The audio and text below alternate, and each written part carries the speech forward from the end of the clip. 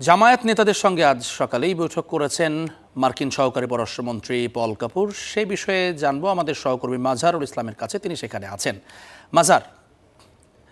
মাজার, পল কাপুর আজকে জামায়াত ইসলামীর সঙ্গে বৈঠক করেছেন আমরা যতটুকু জানতে পেরেছি। আপনার কাছে সবশেষ সে ব্যাপারে কী খবর রয়েছে সেটি জানতে চাই, এবং তাদের আলোচনার মূলত বিষয়গুলো কী ছিল, এবং বিরোধী দল হিসেবে জামায়াত সংসদে বসতে যাচ্ছে আর কিছুদিন পরেই, কয়েকদিন পরেই অধিবেশন।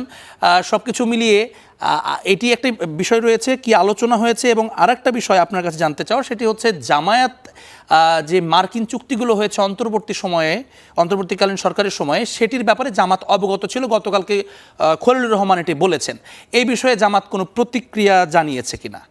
আপনাকে ধন্যবাদ। আপনি যেমনটা বলছিলেন যে মার্কিন সহকারী পররাষ্ট্রমন্ত্রী পল কাপুরের সাথে বাংলাদেশ জামাত ইসলামের আজকের যে পূর্ব নির্ধারিত বৈঠকটি ছিল, সেই বৈঠকটি ইতিমধ্যেই শেষ হয়েছে। সকাল 9টায় সেই বৈঠকটি হয়েছে গুলশানে।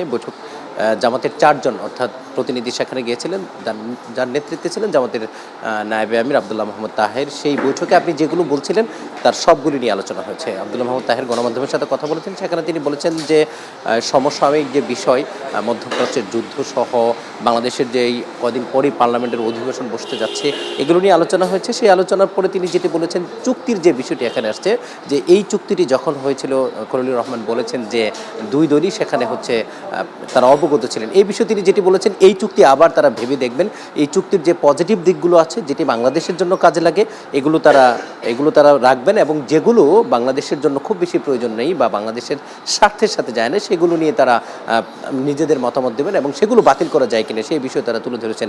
একই সাথে বাংলাদেশের 12ই মার্চ যে পার্লামেন্টের অধিবেশন বসবে, সেই অধিবেশনে জামাতের ভূমিকা কী হবে এই বিষয়ে কথা হয়েছে। তারা বলেছেন যে বাংলাদেশ জামাত ইসলামী প্রধান বিরোধী দলের যে ভূমিকা, সেই ভূমিকাটি তারা রাখবেন। সরকারের যে কাজগুলো সমালোচনার যোগ্য, সেগুলো তারা সমালোচনা করবেন, এবং যেগুলো করলে দেশ এগিয়ে যাবে সেখানে তারা সরকারকে সহযোগিতা করবেন। এবং একই সাথে মধ্যপ্রাচ্যে যে যুদ্ধ হচ্ছে, এই যুদ্ধে বাংলাদেশের অর্থনীতির উপর কী ধরনের প্রভাব পড়ছে, এই যুদ্ধ নিয়ে যুক্তরাষ্ট্র কী ভাবছে, এটি নিয়েও কথা হয়েছে। একই সাথে বাংলাদেশের দীর্ঘ সময় রাজনীতির যে অনীহা ছিল, নানা ধরনের যে ঝামেলা ছিল, এই ঝামেলাগুলো মিটিয়ে বাংলাদেশকে কিভাবে এগিয়ে নিয়ে যায়, সেখানে সরকারি দল বিরোধী দল কীভাবে কাজ করতে পারে, বাংলাদেশের উন্নয়নে যুক্তরাষ্ট্র আরও কীভাবে কাজ করতে পারে, এই বিষয়গুলো নিয়ে তারা কথা বলেছেন। এবং এই বৈঠকের যে 4 জন প্রতিনিধি বাংলাদেশ জামাত ইসলামের ছিলেন, সেখানে আব্দুল্লাহ মোহাম্মদ তাহের ছিলেন, এবং নবনিযুক্ত জামাত ইসলামের আমিরের সহকারী পররাষ্ট্র বিষয়ক উপদেষ্টা বেশার আরমান তিনি ছিলেন। এছাড়া জাতীয় সংসদের হুইপ রফিকুল ইসলাম খান এবং জামাতের ঢাকা বার আসনের এমপি সাইফুল আলম খান মিলন, তারাও ছিলেন।